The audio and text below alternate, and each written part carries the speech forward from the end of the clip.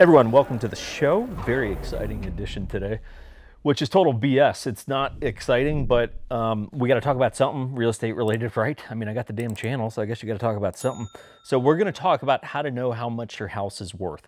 There's an endless amount of it. And before we do this, if you wouldn't mind, maybe subscribe to this little channel that we're trying to nurture into at least getting to like 1,000 subscribers maybe this year. And comments help too, especially if you have questions that you would like answered. It is great because it gives me things to talk about. So drop a comment below, or don't. If you don't like me, don't, whatever. So there's knowing how much your house is worth. For us on the agent side, it's not that complicated. Now, you would be amazed at the incompetence of people in pulling this data sometimes, but it's not actually that complicated. Where people go wrong in valuing their house is listening to their neighbor. So I won't personalize it, but some people have neighbors that are boneheads, and you don't want to take real estate advice from them because they're going to tell you, oh, the guy down the block, his cousin's nephew's mechanic recently sold his house and it was $500,000, but that was 3 months ago. So you can probably get $600,000 bill, and now Bill's like, fucking 600 grand, let's do it. And he calls his agent, and the agent's like, well, your neighbor and the mechanic and the nephew, everyone in this chain here is all idiots, Bill. So you must stop this. So let me give you the very simple criteria on how to know how much your house is worth. Really, an agent, you could do this, but an agent is going to be way more competent at doing this. I would suggest, look, if you ever want an agent, look, real deal, I want you to comp my house, comparable sales, tell me how much my house is worth. Just like, you know, offer them like 30, 40, 50 bucks or something, just make it worth their time. Cause it is, maybe a couple hours worth of work. It's like, just pay them something, right? Everyone's got bills and that's how it works. So here's the big three things. When was the house sold, right? So you're going to take my house, for example. So we're going to take my house. Cool. So I'm looking for comparable sales. I'm looking for number one, the comparable sales have to be within a recent time period. So if you're like, oh, this house sold a year ago and it's kind of like mine, doesn't matter. It's too long ago. And an appraiser is going to have the same opinion on it. Which you're like, I can't use that house. That thing was sold a year ago. Market dynamics change. It has to be a recent sale.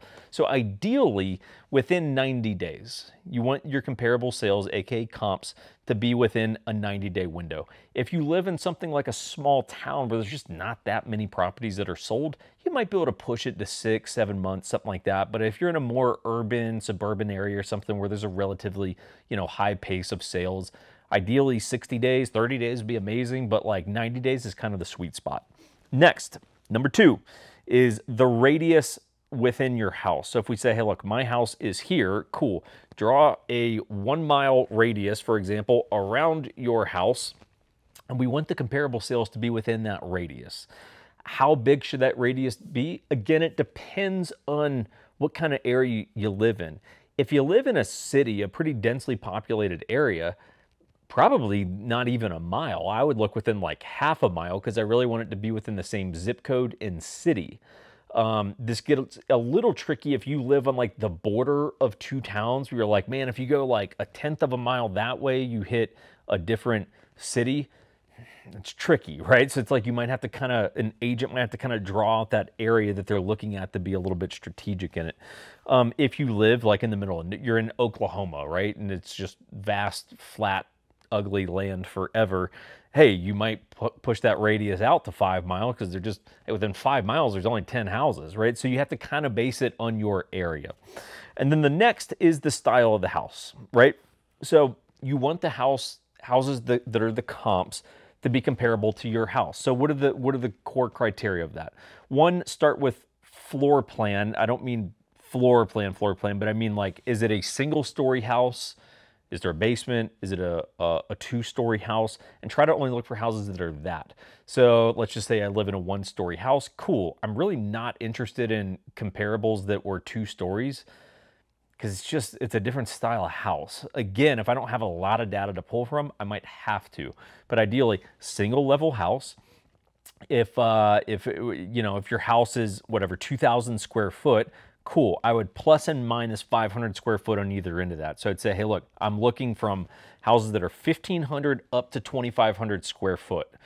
And then I would probably go beds after that.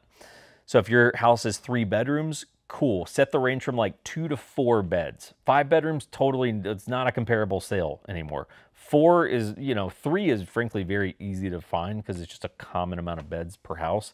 You don't need to worry about bathrooms because it's very uncommon that you're gonna have a 3-bedroom house that happens to have 3 bathrooms. That'd be super weird. 3-bedroom houses have 2 bathrooms. That's how it works, right? So you won't really have to worry about bathrooms. But those are the 3 core criteria, right? This is just a quick crash course in it. So the 3 criteria: 1, duration. How long ago was the comparable sold? Needs to be ideally within 90 days. 2, radius. How close to my house was the comparable? Ideally within like a mile, but it depends on your area. And then number 3, style of the house. The style of the house has to be comparable to yours.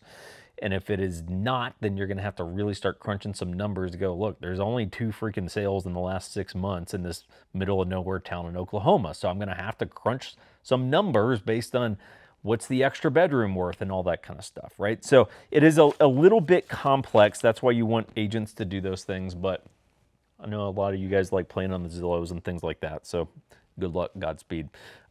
Just a summer drink recommendation. I've killed like 1 or 2 bottles of this. This one just happens to be unopened, so it just sits on my shelf looking pretty.